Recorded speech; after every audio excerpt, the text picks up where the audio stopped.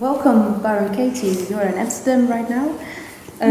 You're here to give a workshop on Thursday, and then you will be traveling to the UK and to Germany to give a much bigger workshop. Can you tell us a little bit about these workshops? Yes.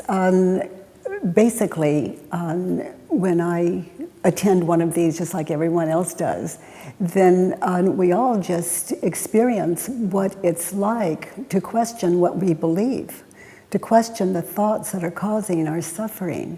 And many transformations happen in that. Wow. You know, we believe things we've never stopped to question. And I found that if we do stop and just question what we're believing, then a lot of hurt feelings can be spared, and a lot of misunderstandings, and a lot of arguments. Anything that causes us not to understand each other is difficult. So the work is very powerful, and it is inquiry. You found out the truth about not believing your thoughts all by yourself. Yeah, I did. I was actually sleeping on a floor, and a bug crawled over my foot, and I was in this dead sleep. And as that bug crawled, it was a cockroach, it crawled over my foot, and it woke me up, but it woke me up in two ways. Mm-hmm. It was like there was no thought there, and then all of a sudden I noticed the mind kicked in. It was like it was silent, and then the mind hit, and I saw that everything had a name. And then once it's named, it comes into existence. And I learned at that moment that we have to believe it before we can see it, whatever that is. And that was quite shocking, and I began to laugh. And I saw that this is the important thing. I saw that when I believed my thoughts, I suffered, but when I questioned them, I didn't suffer. And I've come to see that this is true for every human being. Could you tell us a little bit about the 4 questions? There are 4 questions now, but were they right in your mind when you had that epiphany? Well, it's something that I was shown. And then when people would ask me what, my transformation was radical, extremely radical. And when people wanted to know what happened and would I help them, I couldn't tell them what happened. It was, how are you going to articulate something like that? Yes. So I would ask them to put it on paper, and then each time, for example, those 4 questions, for maybe this person would say, I'm so unhappy, he no longer cares about me. And then I could say, he doesn't care about you, is that true? And can you absolutely know that it's true? And notice how you react when you think that thought, and notice who you would be without it. And we did these 4 questions slowly, and they begin to just wake up to what they did not have access to.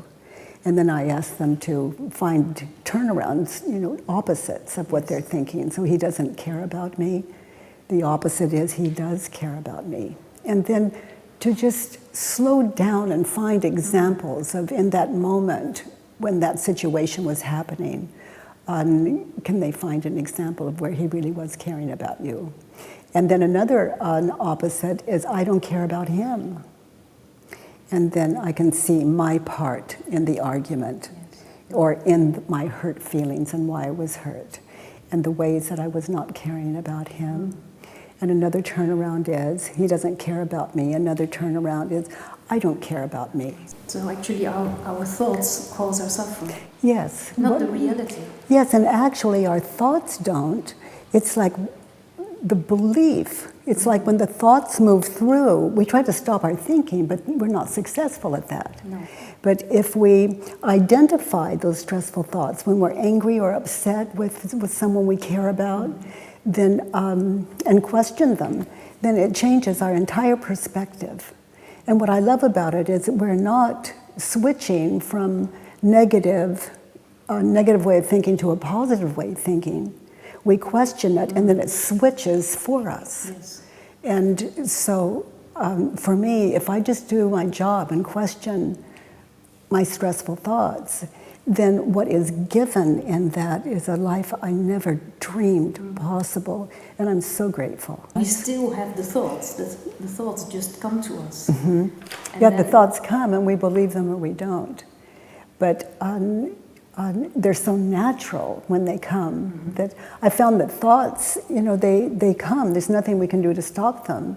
It's like when you wake up in the morning, do you think to yourself, I think I won't think today? Well, we're already being thoughts. Yes. So when those thoughts meet the head, it's how they're received. Actually, it's the mind questioning the mind when we are doing inquiry, until eventually the mind, the thoughts we're thinking, cease to be at war with each other. And so there's a balance of mind. And then it's been enlightened, it's lighter, and it's a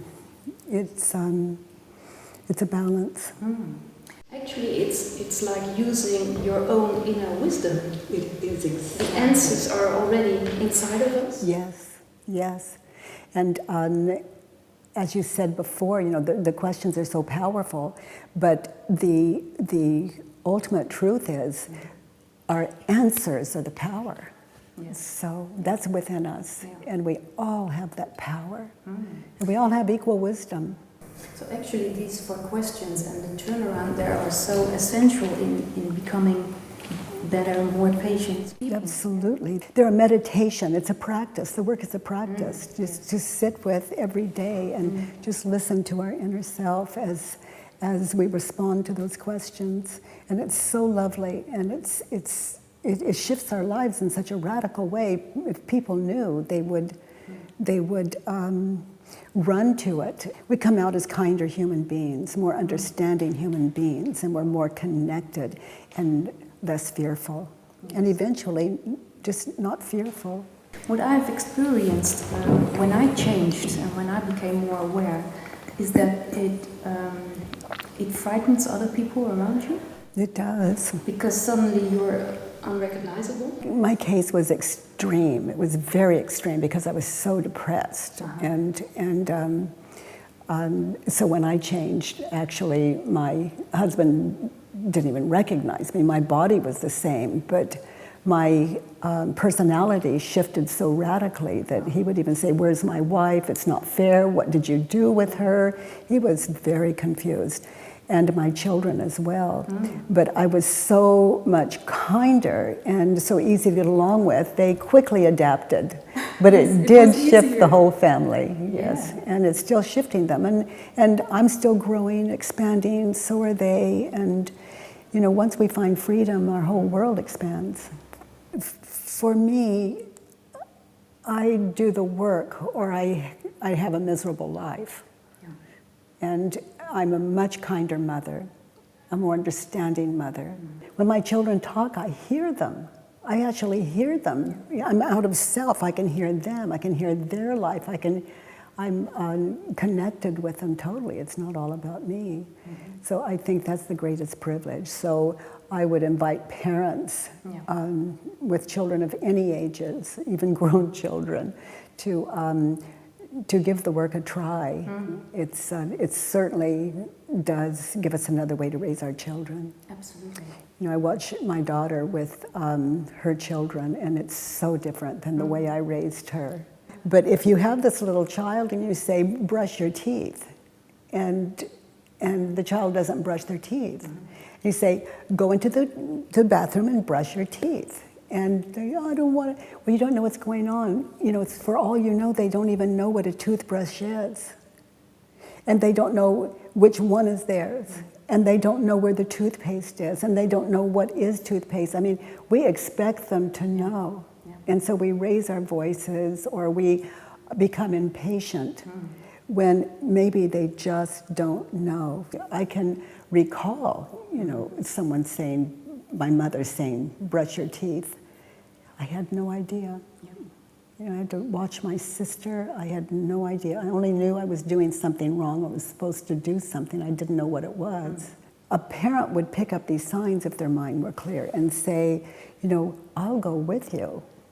we'll find the toothbrush. You know, we'll look at your toothbrush. And the world would look different. Yes, we would live much differently, because when our mind is open, that intelligence, that wisdom has an opportunity to surface.